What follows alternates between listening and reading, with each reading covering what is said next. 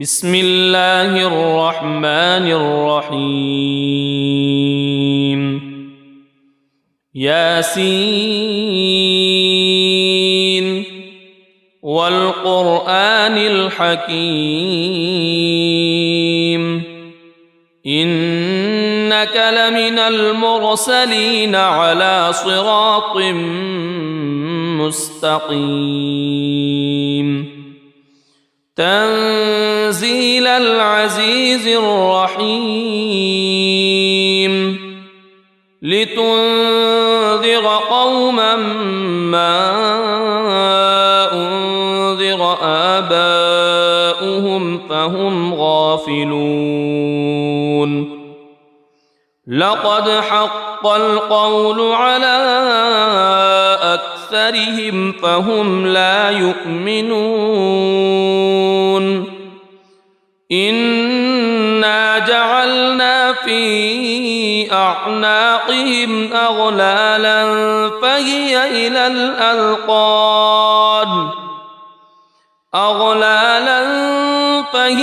إلى الأذقان فهم مقمحون وجعلنا من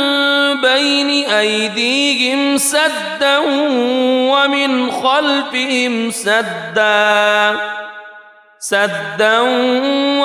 خلفهم سدا فأغشيناهم فهم لا يبصرون وسواء عليهم أأنذرتهم أم لم تنذرهم لا يؤمنون إنما تنذر من اتبع الذكر وخشي الرحمن بالغيب فبشره بمغفرة وأجر كريم إنا نحن نحيي الموتى ونكتب ما قدموا وآثارهم وكل شيء أحصيناه في إمام مبين واضرب لهم مثلا أصحاب القرية إذ جاءها المرسلون إذ أرسلنا إليهم اثنين فكذبوهما فعززنا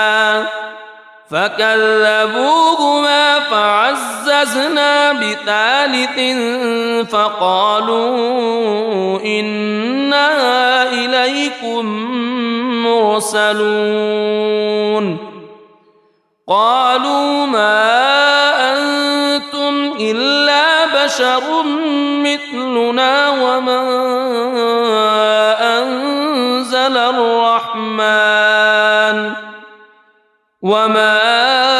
أنزل الرحمن من شيء إن أنتم إلا تكذبون قالوا ربنا يعلم إنا إليكم لمرسلون وما علينا إلا البلاغ المبين قالوا إنا تطيرنا بكم لئن لم تنتهوا لنرجمنكم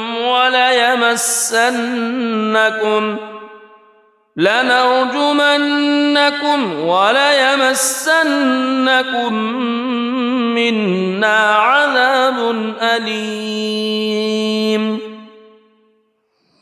قالوا طائركم معكم أئن ذكرتم بل أنتم قوم مسرفون وجاء من أقصى المدينة رجل يسعى قال يا قوم اتبعوا المرسلين اتبعوا من لا يسألكم أجرا وهم مهتدون وما لي لا أعبد الذي فطرني وإليه ترجعون أأتخذ من دونه آلهة إن يردني الرحمن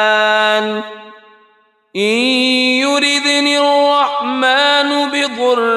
لا تغن عني شفاعتهم شيئا ولا ينقذون إني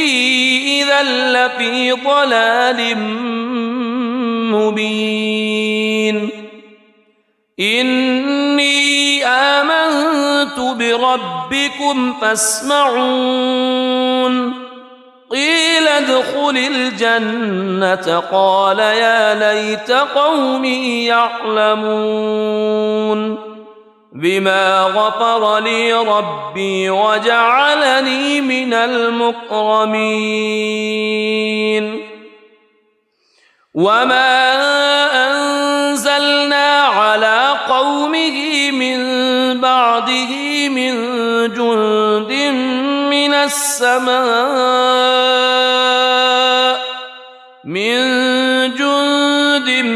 من السماء وما كنا منزلين إن كانت إلا صيحة واحدة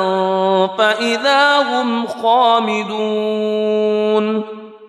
يا حسرة على العباد ما يأتيهم من رسول إلا كانوا به يستهزئون ألم يروا كم أهلكنا قبلهم من القرون أنهم إليهم لا يرجعون وإن كل لما جميع لدينا محضرون وآية لهم الأرض الميتة أحييناها وأخرجنا منها حبا فمنه يأكلون وجعلنا فيها جنات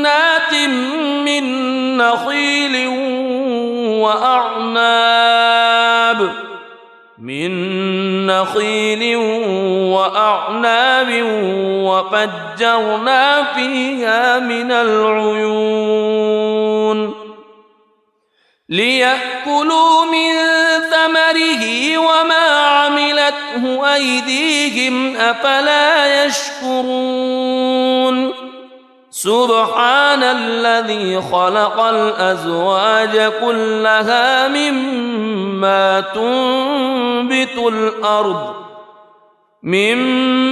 تنبت الأرض ومن أنفسهم ومما لا يعلمون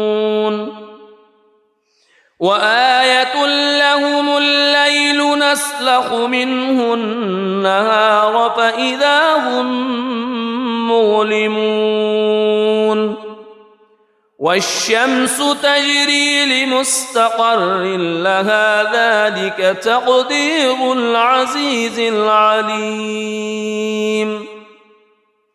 والقمر قدرناه منازل حتى عاد كالعرجون القديم لا الشمس ينبغي لها أن تدرك القمر ولا الليل سابق النهار وكل في فلك يسبحون وآية لهم أنا حملنا ذريتهم في الفلك المشحون وخلقنا لهم من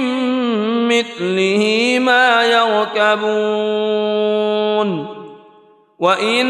نشأ نغرقهم فلا صريخ لهم ولا هم ينقذون إلا رحمة منا ومتاعا إلى حين وإذا قيل لهم اتقوا ما بين أيديكم وما خلفكم لعلكم ترحمون وما تأتيهم من آية من آيات ربهم إلا كانوا عنها معرضين وإذا قيل لهم أنفقوا مما رزقكم الله قال الذين كفروا للذين آمنوا أنطعم من لو يشاء الله أطعمه إن أنتم إلا في ضلال مبين ويقولون متى هذا الوعد إن كنتم صادقين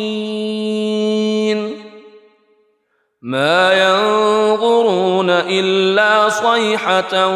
واحدة تأخذهم وهم يخصمون فلا يستطيعون توصية ولا إلى أهلهم يرجعون ونفخ في الصور فإذا هم من الأجداث إلى ربهم ينسلون قالوا يا ويلنا من بعثنا من مرقدنا هذا ما وعد الرحمن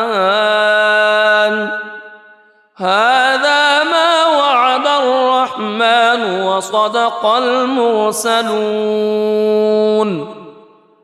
إن كانت إلا صيحة واحدة فإذا هم جميع لدينا محضرون فاليوم لا تظلم نفس شيئا ولا تجزون إلا ما كنتم تعملون إن أصحاب الجنة اليوم في شغل فاكهون هم وأزواجهم في ظلال على الأرائك متكئون لهم فيها فاكهة ولهم ما يدعون سلام قولا من رب رحيم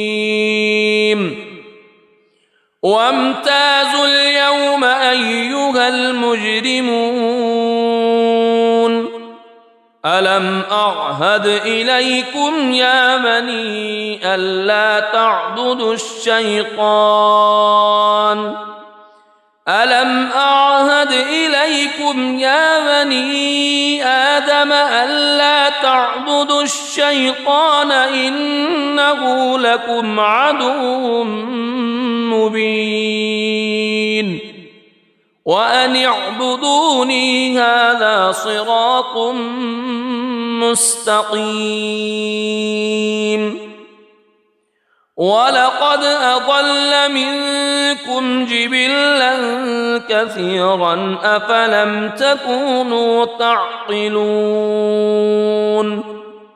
هذه جهنم التي كنتم توعدون اصلوها اليوم بما كنتم تكفرون اليوم نختم على أفواههم وتكلمنا أيديهم وتشهد أرجلهم بما كانوا يكسبون ولو نشاء لطمسنا على أعينهم فاستبقوا الصراط فأنى يبصرون ولو نشاء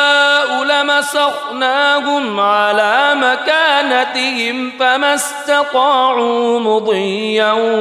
ولا يرجعون ومن نعمره ننكسه في الخلق أفلا يعقلون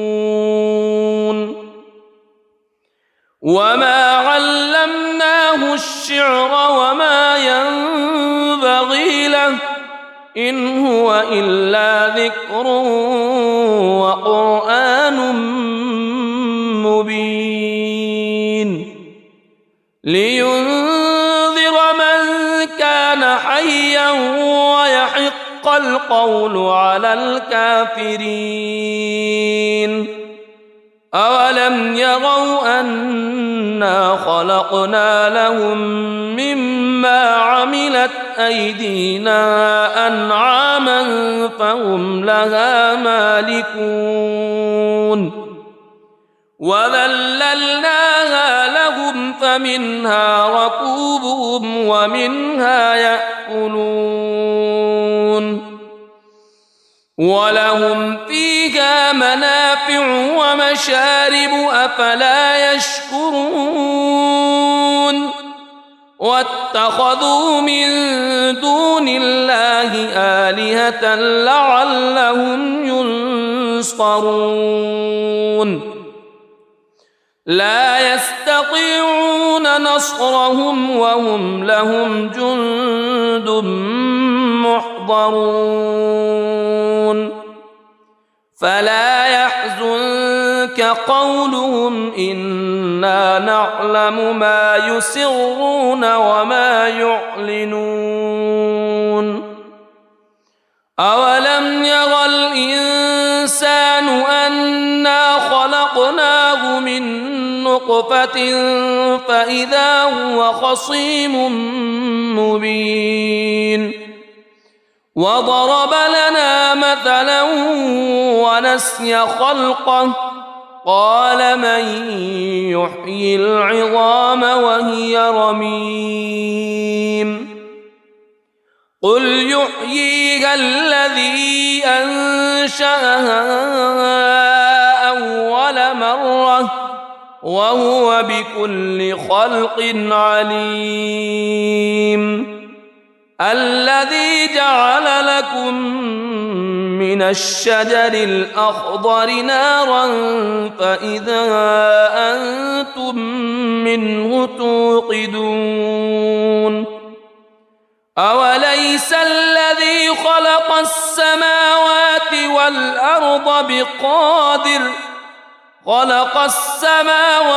والأرض بقادر على أن يخلق مثلهم بلى وهو الخلاق العليم إنما أمره إذا أراد شيئا أن يقول له كن فيكون فسبحان الذي بيده ملكوت كل شيء وإليه ترجعون بسم الله الرحمن الرحيم الرحمن علم القرآن خلق الإنسان علمه البيان الشمس والقمر بحسبان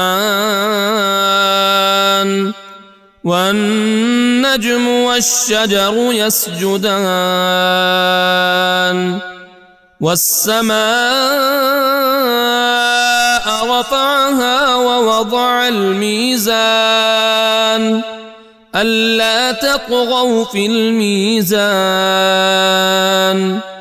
وأقيموا الوزن بالقسط ولا تخسروا الميزان والأرض وضعها للأنام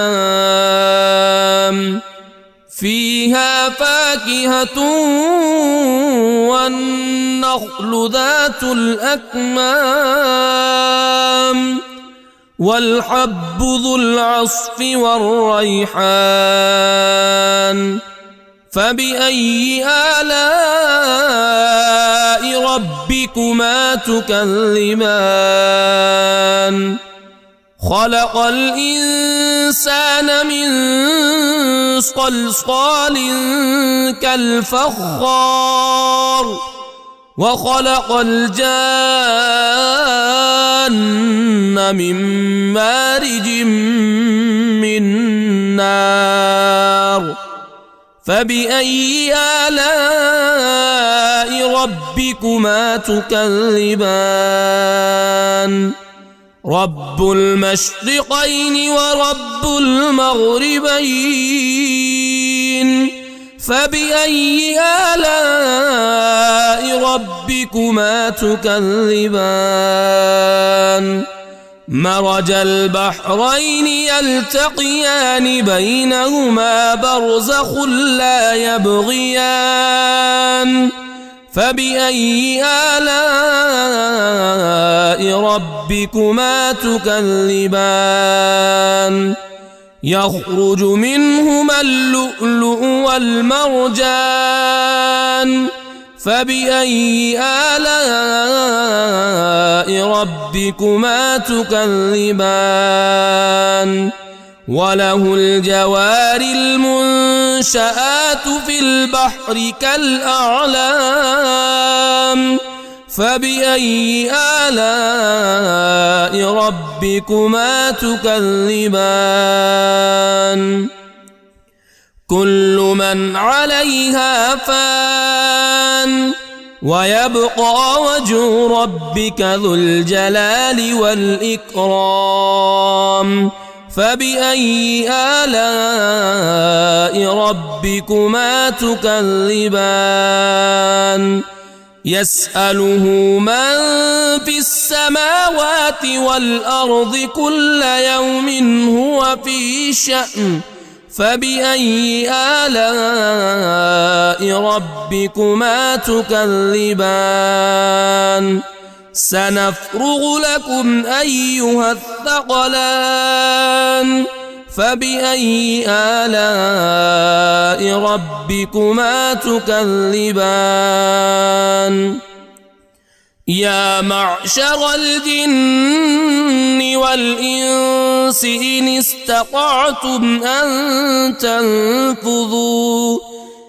استطعتم أن تنفذوا من أقطار السماوات والأرض فانفذوا لا تنفذون إلا بسلطان فبأي آلاء ربكما تكذبان يرسل عليكما شواظ من نار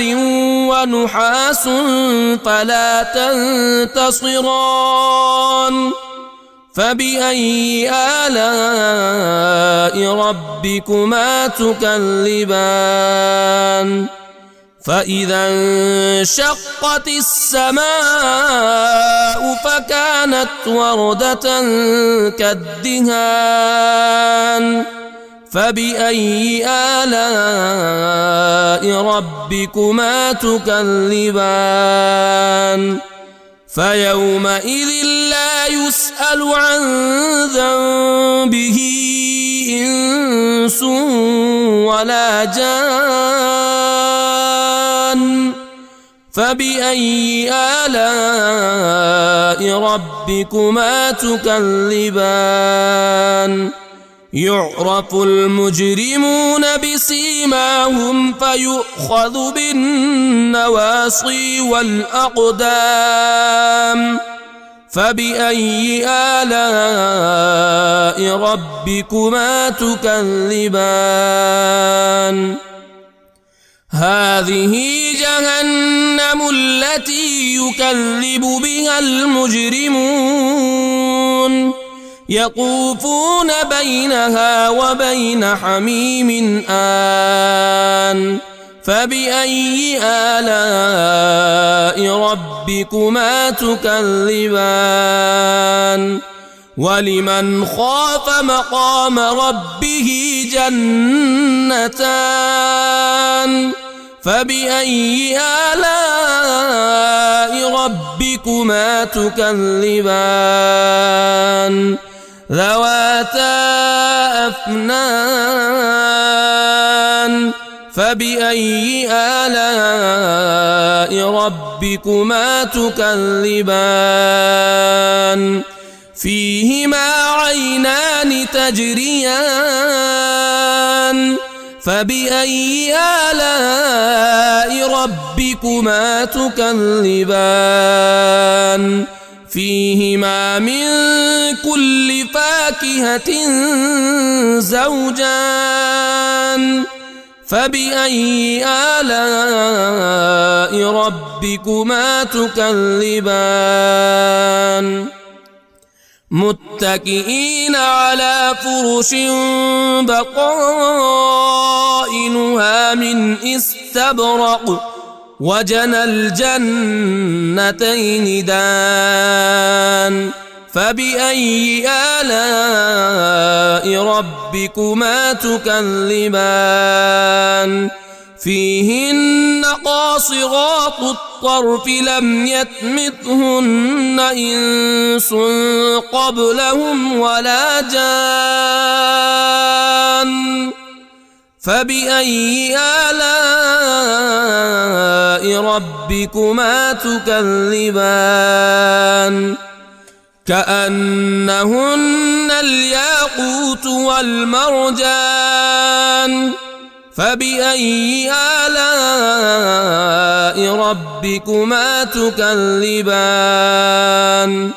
هل جزاء الإحسان إلا الإحسان فبأي آلاء ربكما تكذبان ومن دونهما جنتان فبأي آلاء ربكما تكذبان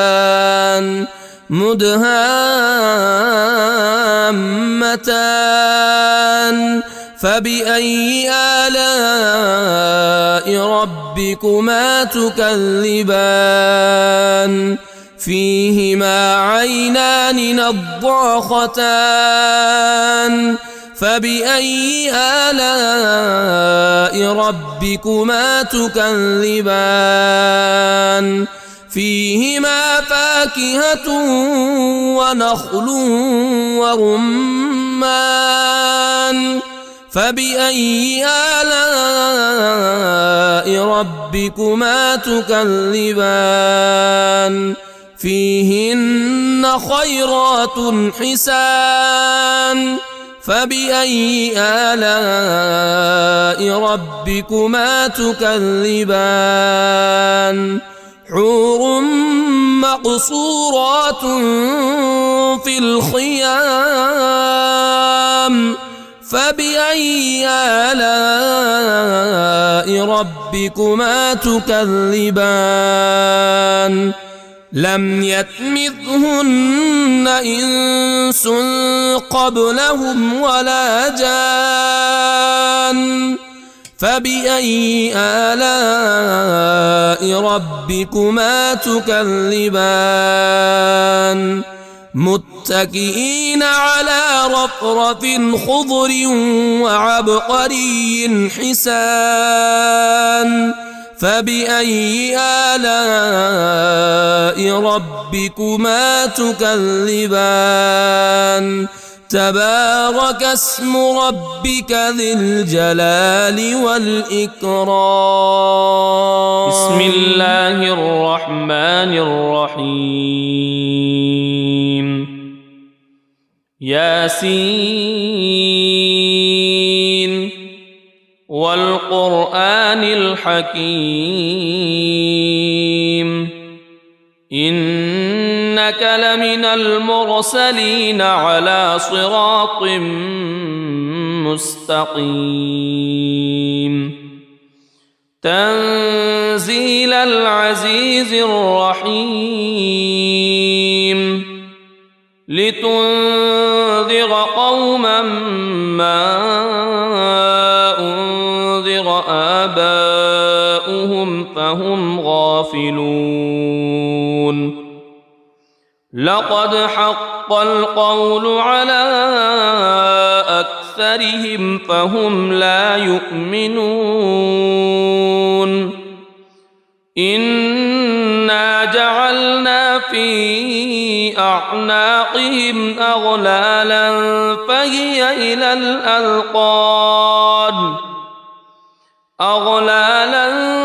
فهي إلى الأذقان فهم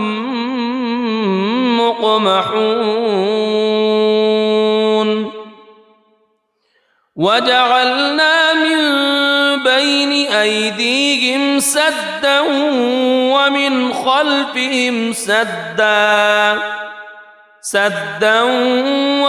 خلفهم سدا فأغشيناهم فهم لا يبصرون وسواء عليهم أأنذرتهم أم لم تنذرهم لا يؤمنون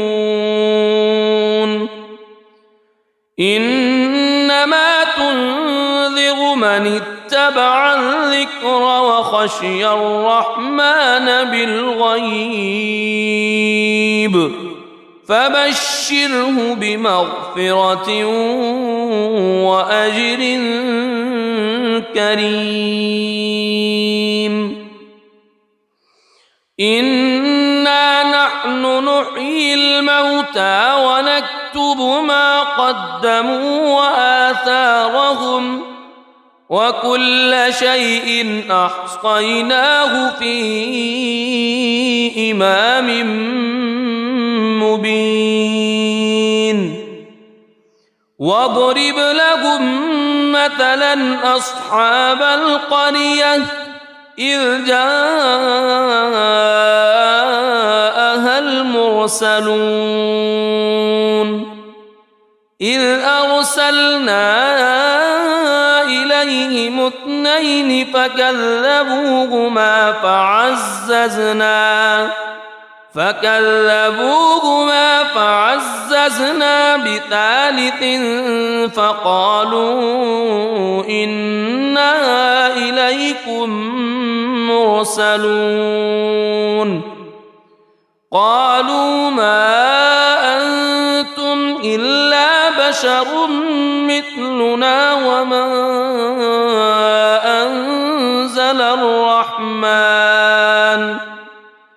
وما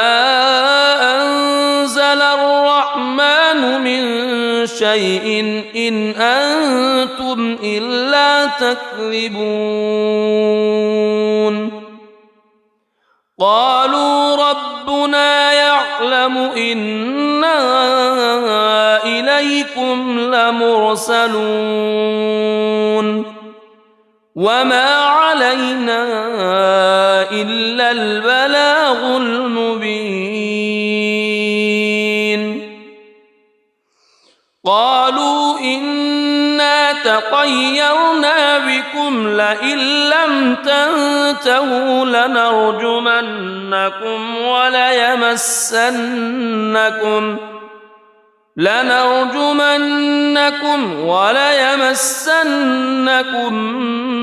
منا عذاب أليم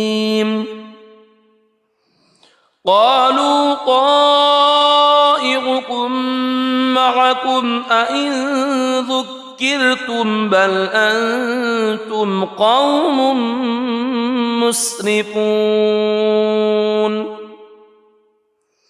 وجاء من أقصى المدينة رجل يسعى قال يا قوم اتبعوا المرسلين اتبعوا من لا يسألكم أجرا وهم مهتدون وما لي لا أعبد الذي فطرني وإليه ترجعون أأتخذ من دونه آلهة إن يردني الرحمن بضر لا تغن عني شفاعتهم شيئا ولا ينقذون إني إذا لفي ضلال مبين إني آمنت بربكم فاسمعون قيل ادخل الجنة قال يا ليت قومي يعلمون بما غفر لي ربي وجعلني من المكرمين وما أنزلنا على قومه من بعده من جند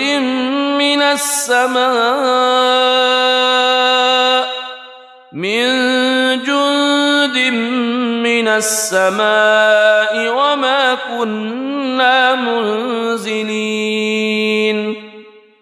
إن كانت إلا صيحة واحدة فإذا هم خامدون يا حسرة على العباد ما يأتيهم من رسول إلا كانوا به يستهزئون ألم يروا كم أهلكنا قبلهم من القرون أنهم إليهم لا يرجعون وإن كل لما جميع لدينا محضرون وآية لهم الأرض الميتة أحييناها وأخرجنا منها حبا فمنه يأكلون وجعلنا فيها جنات من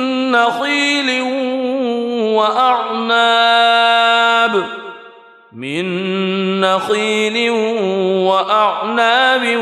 وفجرنا فيها من العيون ليأكلوا من ثمره وما عملته أيديهم أفلا يشكرون سبحان الذي خلق الأزواج كلها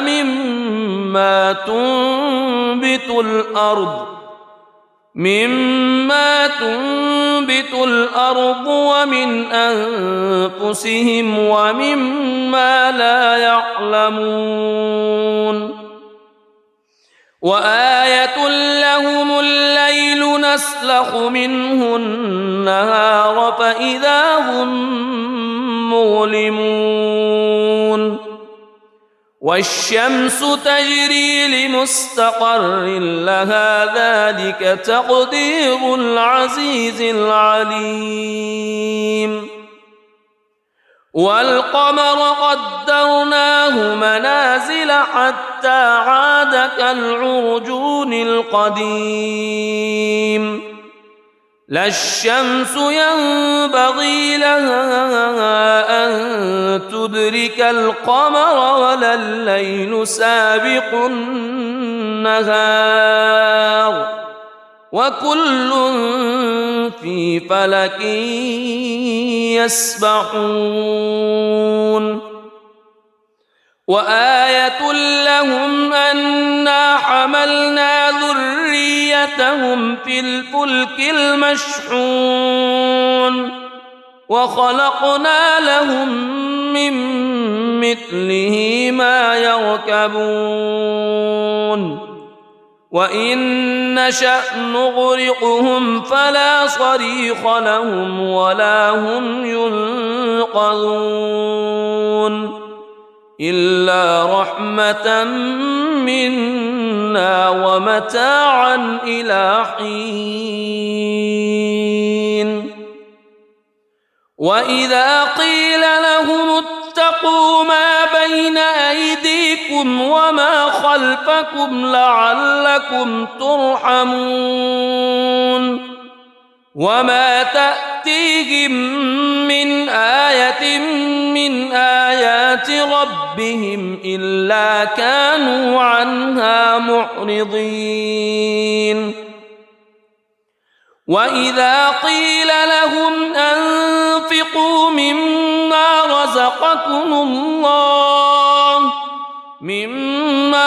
رزقكم الله قال الذين كفروا للذين آمنوا أنطعم من لو يشاء الله أطعمه إن أنتم إلا في ضلال مبين ويقولون متى هذا الوعد إن كنتم صادقين ما ينظرون إلا صيحة واحدة تأخذهم وهم يخصمون فلا يستطيعون توصية ولا إلى أهلهم يرجعون ونفخ في الصور فإذا هم من الأجداث إلى ربهم ينسلون قالوا يا ويلنا من بعثنا من مرقدنا هذا ما وعد الرحمن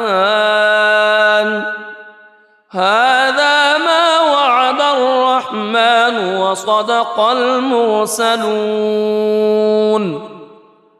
إن كانت إلا صيحة واحدة فإذا هم جميع لدينا محضرون فاليوم لا تظلم نفس شيئا ولا تجزون إلا ما كنتم تعملون إن أصحاب الجنة اليوم في شغل فاكهون هم وأزواجهم في ظلال على الأرائك متكئون لهم فيها فاكهة ولهم ما يدعون سلام قولا من رب رحيم وامتازوا اليوم أيها المجرمون ألم أعهد إليكم يا بني ألا تعبدوا الشيطان ألم أعهد إليكم يا بني آدم ألا تعبدوا الشيطان إنه لكم عدو مبين وأن اعبدوني هذا صراط مستقيم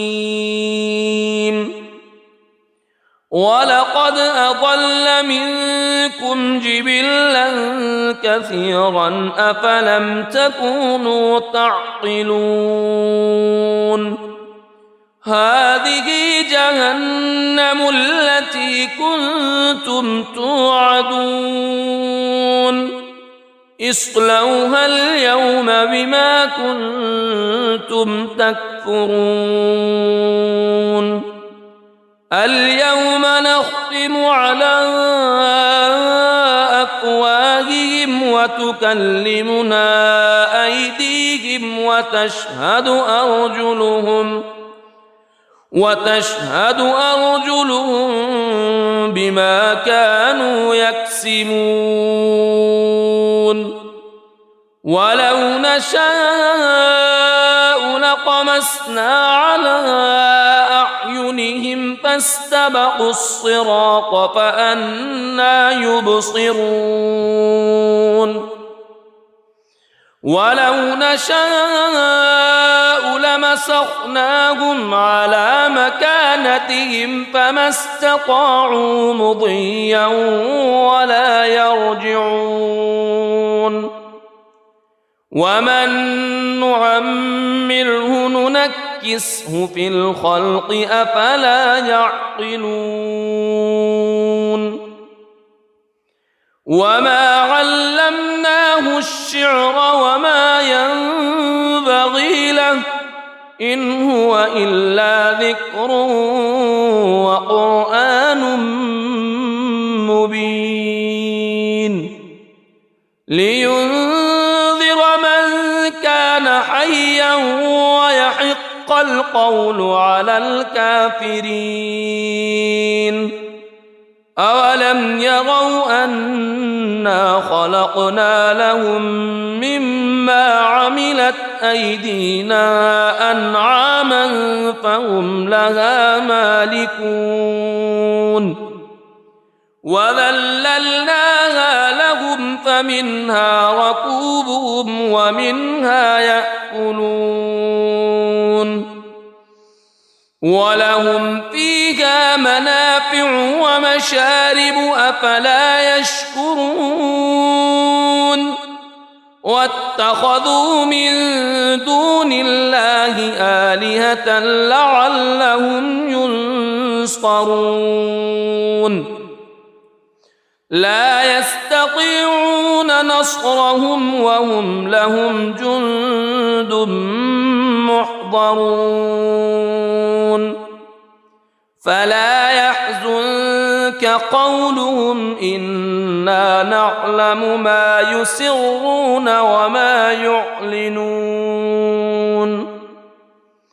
أولم ير الإنسان أنا خلقناه من نطفة فإذا هو خصيم مبين وضرب لنا مثلا ونسي خلقه قال من يحيي العظام وهي رميم قل يحييها الذي أنشأها أول مرة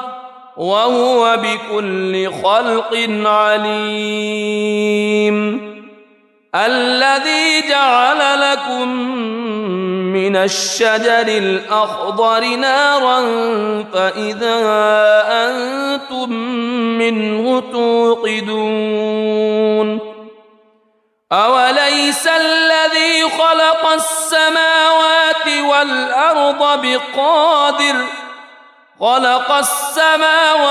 والأرض بقادر على أن يخلق مثلهم بلى وهو الخلاق العليم إنما أمره إذا أراد شيئا أن يقول له كن فيكون فسبحان الذي الذي بيده ملكوت كل شيء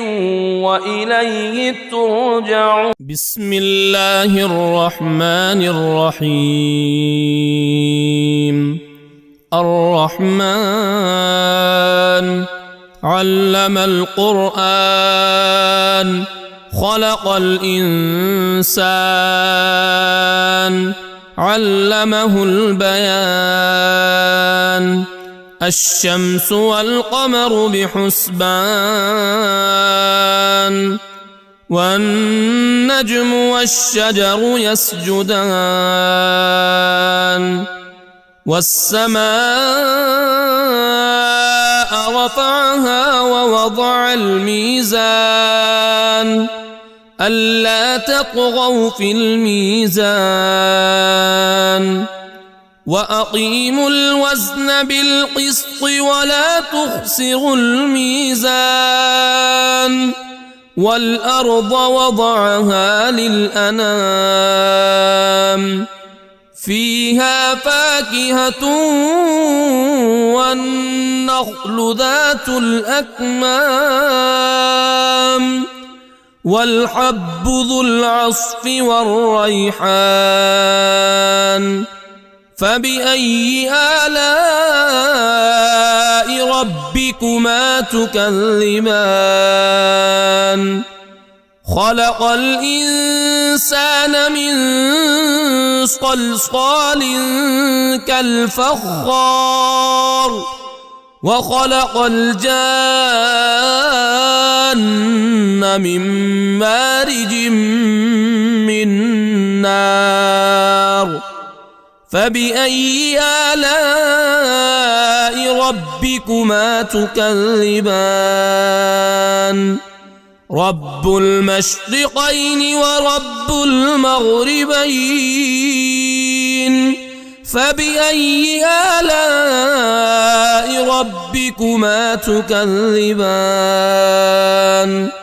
مرج البحرين يلتقيان بينهما برزخ لا يبغيان.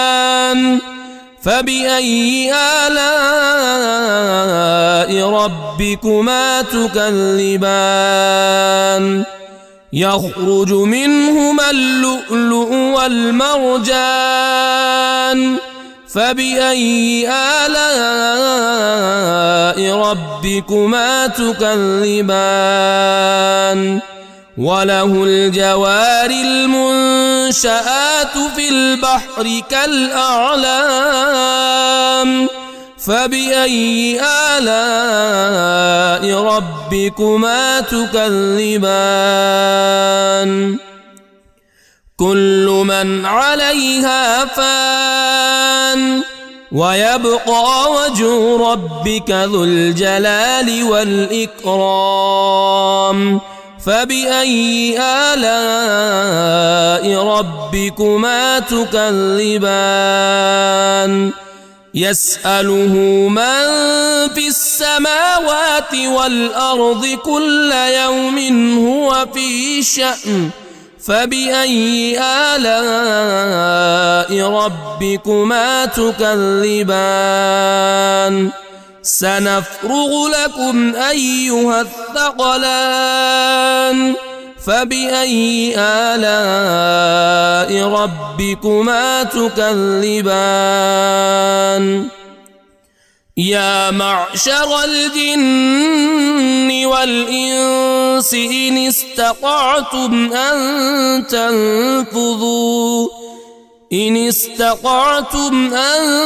تنفذوا من أقطار السماوات والأرض فانفذوا لا تنفذون إلا بسلطان. فبأي آلاء ربكما تكذبان؟ يرسل عليكما شواظ من نار ونحاس فلا تنتصران. فبأي آلاء ربكما تكذبان؟ فإذا انشقت السماء فكانت وردة كالدهان فبأي آلاء ربكما تكذبان فيومئذ لا يسأل عن ذنبه إنس ولا جان فبأي آلاء ربكما تكذبان يعرف المجرمون بسيماهم فيؤخذ بالنواصي والأقدام فبأي آلاء ربكما تكذبان هذه جهنم التي يكذب بها المجرمون يطوفون بينها وبين حميم آن فبأي آلاء ربكما تكذبان ولمن خاف مقام ربه جنتان فبأي آلاء ربكما تكذبان ذواتا أفنان فبأي آلاء ربكما تكذبان فيهما عينان تجريان فبأي آلاء ربكما تكذبان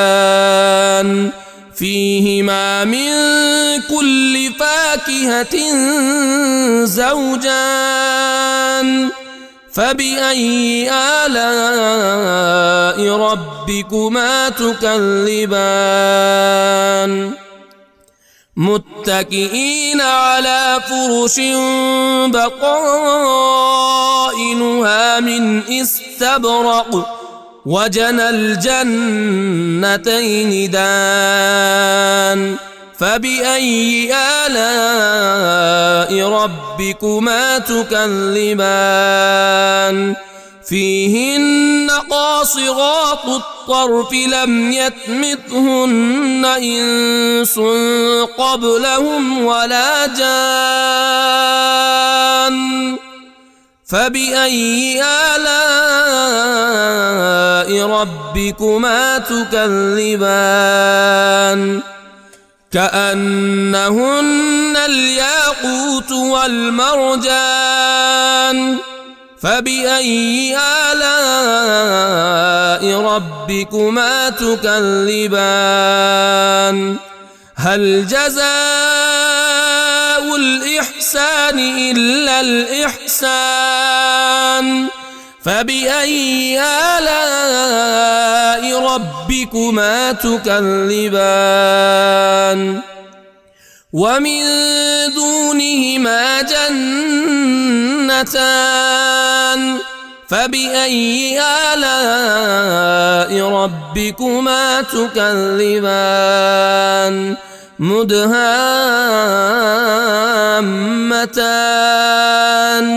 فبأي آلاء ربكما تكذبان فيهما عينان نضاختان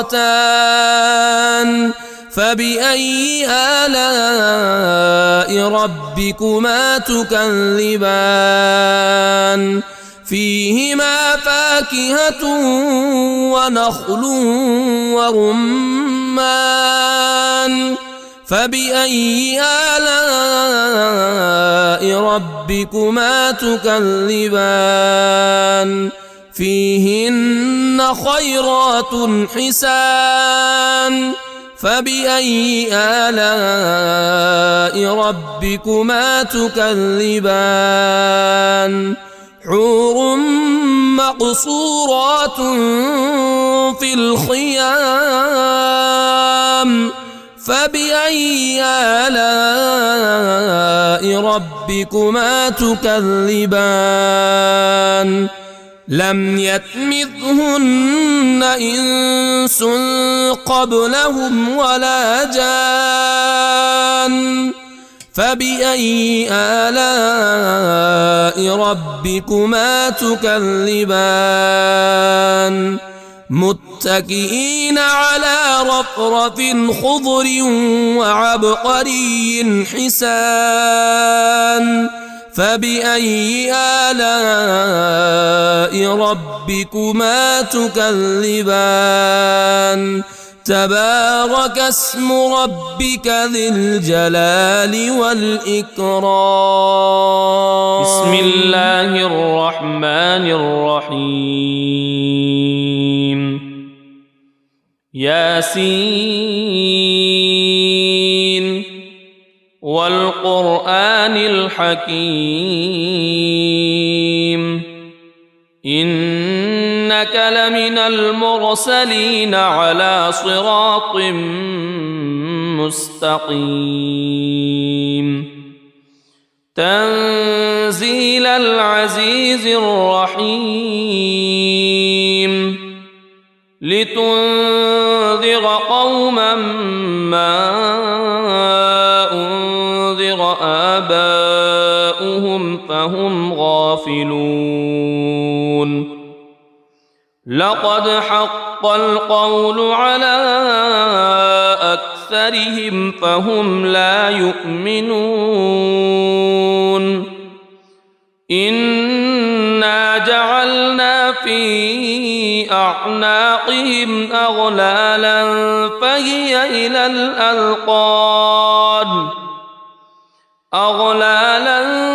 فهي إلى الأذقان فهم مقمحون وجعلنا من بين أيديهم سدا ومن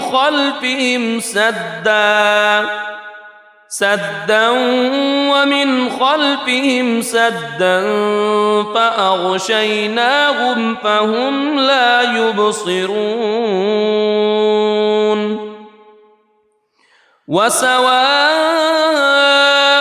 عليهم أأنذرتهم أم لم تنذرهم لا يؤمنون إنما تنذر من اتبع الذكر وخشي الرحمن بالغيب فبشره بمغفرة وأجر كريم إنا نحن نحيي الموتى ونكتب ما قدموا وآثارهم وكل شيء أحصيناه في إمام مبين واضرب لهم مثلا أصحاب القرية إذ جاءها المرسلون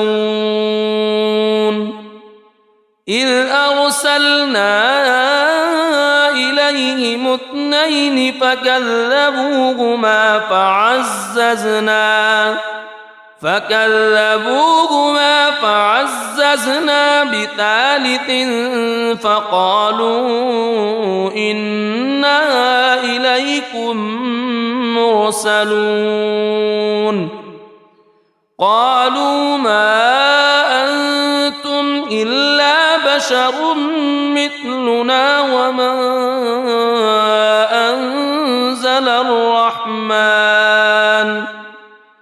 وما أنزل الرحمن من شيء إن أنتم إلا تكذبون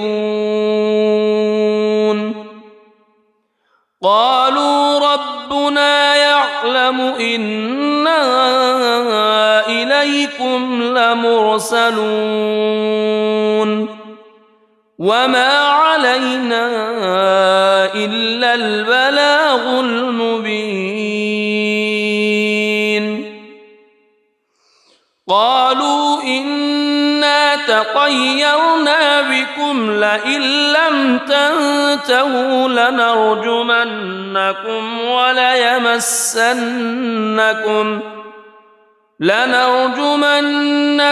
وليمسنكم منا عذاب أليم. قالوا طائركم معكم أئن ذكرتم بل أنتم قوم مسرفون. وجاء من أقصى المدينة رجل يسعى قال يا قوم اتبعوا المرسلين اتبعوا من لا يسألكم أجرا وهم مهتدون. وما لي لا أعبد الذي فطرني وإليه ترجعون. أأتخذ من دونه آلهة إن يردني الرحمن بضر لا تغن عني شفاعتهم شيئا ولا ينقذون. إني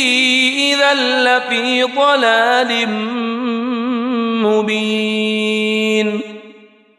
إني آمنت بربكم فاسمعون. قيل ادخل الجنة قال يا ليت قومي يعلمون بما غفر لي ربي وجعلني من المكرمين. وما أنزلنا على قومه من بعده من جند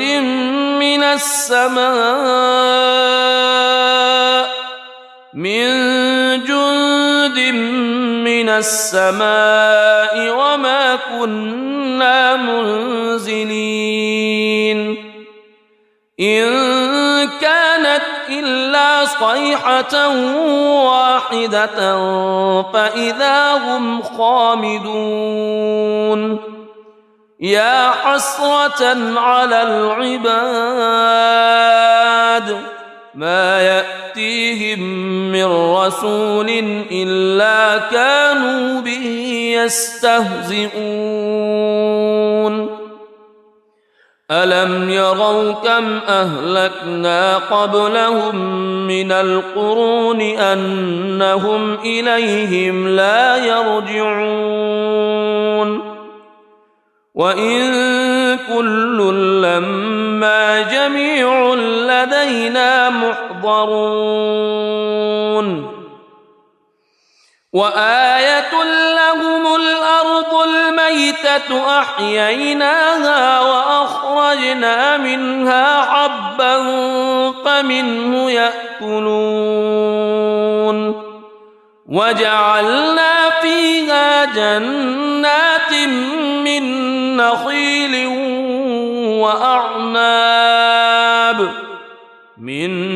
نخيل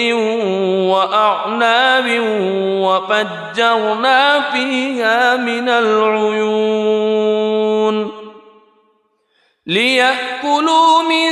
ثمره وما عملته أيديهم أفلا يشكرون. سبحان الذي خلق الأزواج كلها مما تنبت الأرض ومن أنفسهم ومما لا يعلمون. وآية لهم الليل نسلك يسلخ منه النهار فإذا هم مظلمون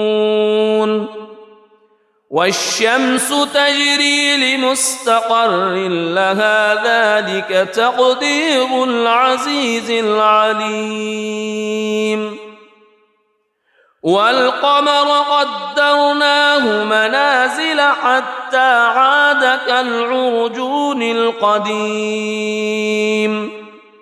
لا الشمس ينبغي لها أن تدرك القمر ولا الليل سابق النهار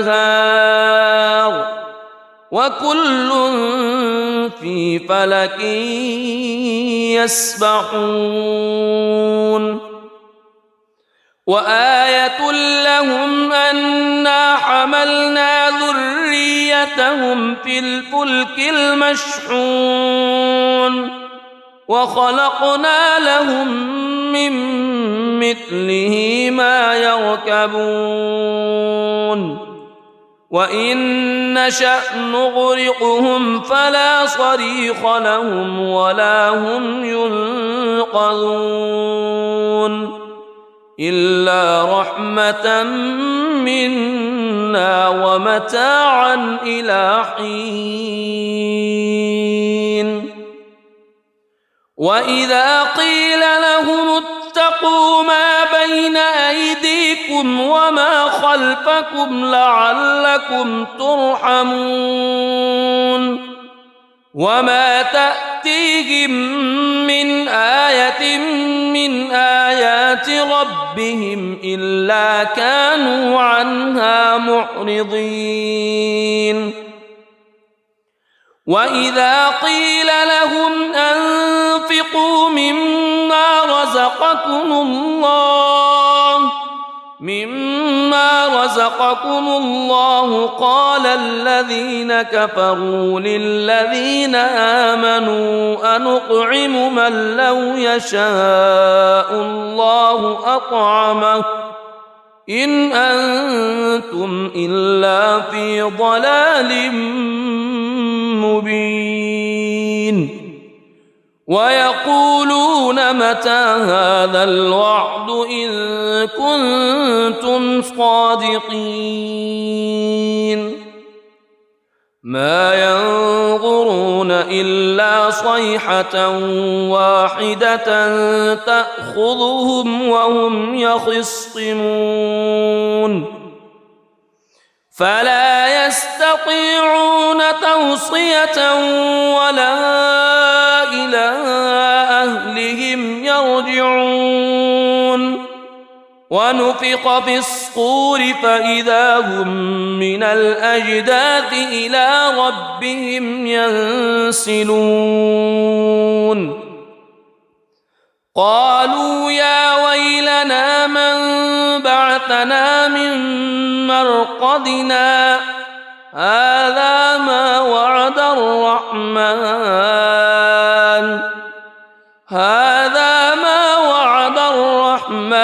وصدق المرسلون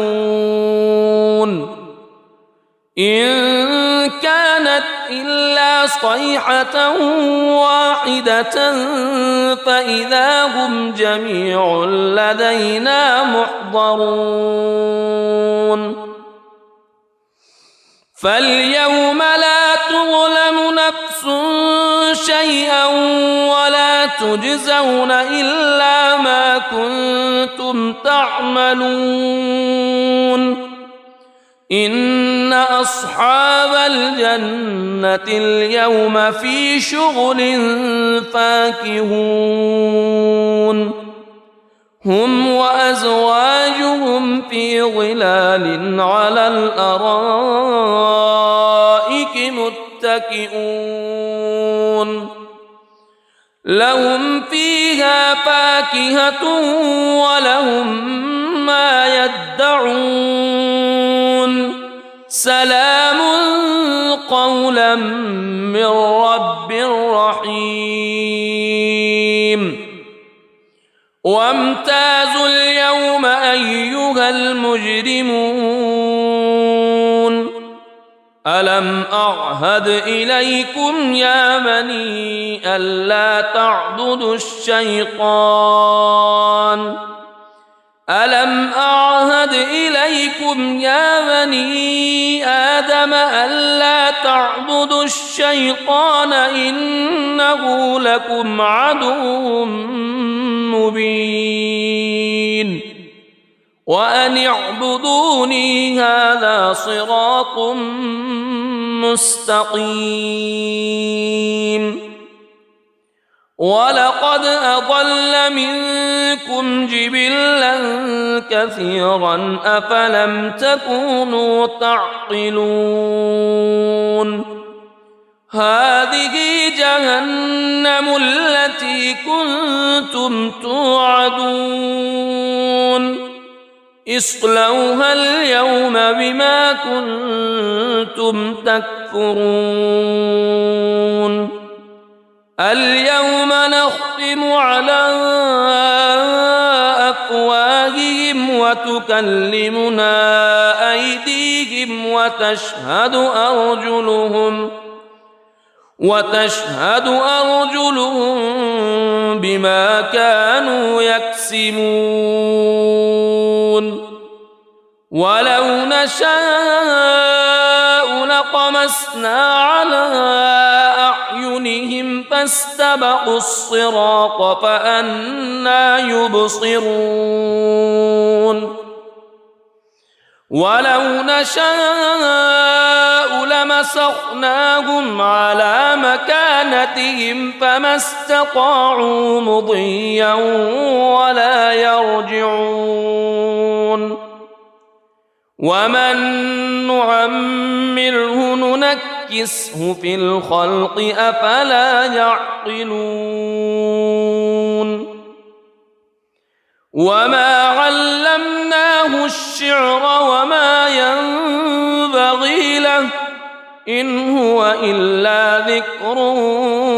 وقرآن مبين لينذر من كان حيا ويحق القول على الكافرين أولم يروا أنا خلقنا لهم مما عملت أيدينا أنعاما فهم لها مالكون وذللناها لهم فمنها ركوبهم ومنها يأكلون ولهم فيها منافع ومشارب أفلا يشكرون واتخذوا من دون الله آلهة لعلهم ينصرون لا يستطيعون نصرهم وهم لهم جند محضرون فلا يحزنك قولهم إنا نعلم ما يسرون وما يعلنون أولم ير الإنسان أنا خلقناه من نطفة فإذا هو خصيم مبين وضرب لنا مثلا ونسي خلقه قال من يحيي العظام وهي رميم قل يحييها الذي أنشأها أول مرة وهو بكل خلق عليم الذي جعل لكم من الشجر الأخضر نارا فإذا أنتم منه توقدون أوليس الذي خلق السماوات والأرض خلق السماوات والأرض بقادر على أن يخلق مثلهم بلى وهو الخلاق العليم إنما أمره إذا أراد شيئا أن يقول له كن فيكون فسبحان الذي بيده ملكوت كل شيء وإليه ترجعون. بسم الله الرحمن الرحيم. الرحمن علم القرآن خلق الإنسان علمه البيان الشمس والقمر بحسبان والنجم والشجر يسجدان والسماء رفعها ووضع الميزان ألا تطغوا في الميزان وأقيموا الوزن بالقسط ولا تخسروا الميزان والأرض وضعها للأنام فيها فاكهة والنخل ذات الأكمام والحب ذو العصف والريحان فبأي آلاء ربكما تكذبان خلق الإنسان من صلصال كالفخار وخلق الجان من مارج من نار فبأي آلاء ربكما تكذبان رب المشرقين ورب المغربين فبأي آلاء ربكما تكذبان مرج البحرين يلتقيان بينهما برزخ لا يبغيان فبأي آلاء ربكما تكذبان يخرج منهما اللؤلؤ والمرجان فبأي آلاء ربكما تكذبان وله الجوار المنشآت في البحر كالأعلام فبأي آلاء ربكما تكذبان كل من عليها فان ويبقى وجه ربك ذو الجلال والإكرام فبأي آلاء ربكما تكذبان يسأله من في السماوات والأرض كل يوم هو في شأن فبأي آلاء ربكما تكذبان سنفرغ لكم أيها الثقلان فبأي آلاء ربكما تكذبان يا معشر الجن والإنس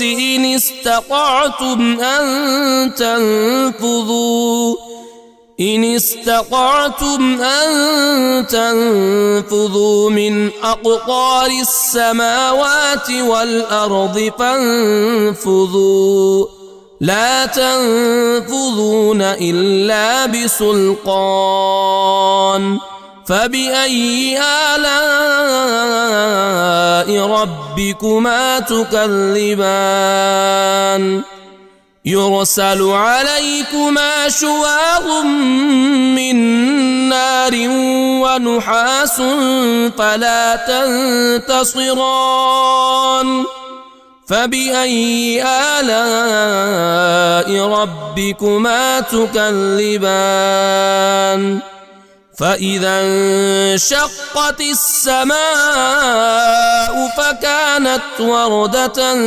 كالدهان فبأي آلاء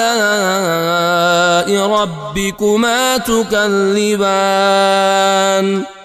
فيومئذ لا يسأل عن ذنبه إنس ولا جان فبأي آلاء ربكما تكذبان يعرف المجرمون بسيماهم فيؤخذ بالنواصي والأقدام فبأي آلاء ربكما تكذبان هذه جهنم التي يكذب بها المجرمون يطوفون بينها وبين حميم آن فبأي آلاء ربكما تكذبان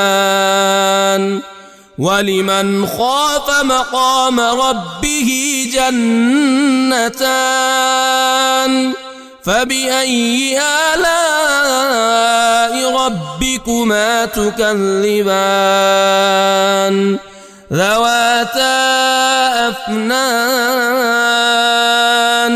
فبأي آلاء ربكما تكذبان فيهما عينان تجريان فبأي آلاء ربكما تكذبان فيهما من كل فاكهة زوجان فبأي آلاء ربكما تكذبان متكئين على فرش بطائنها من استبرق وجنى الجنتين دان فبأي آلاء ربكما تكذبان فيهن قاصرات الطرف لم يطمثهن إنس قبلهم ولا جان فبأي آلاء ربكما تكذبان كأنهن الياقوت والمرجان فبأي آلاء ربكما تكذبان هل جزاء الإحسان إلا الإحسان فبأي آلاء ربكما تكذبان ومن دونهما جنتان فبأي آلاء ربكما تكذبان مدهامتان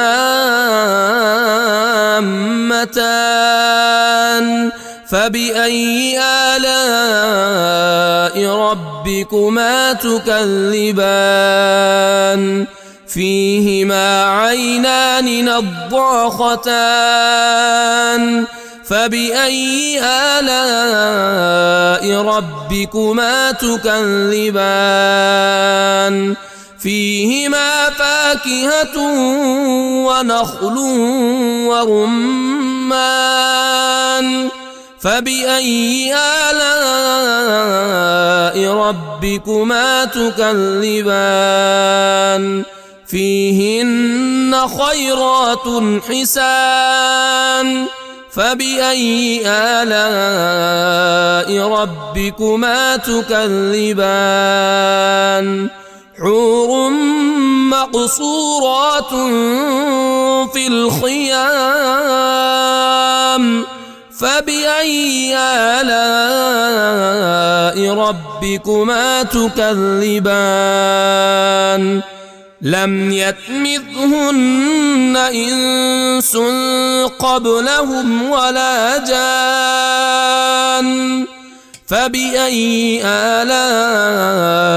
ربكما تكذبان متكئين على رفرف خضر وعبقري حسان فبأي آلاء ربكما تكذبان تبارك اسم ربك ذي الجلال والإكرام.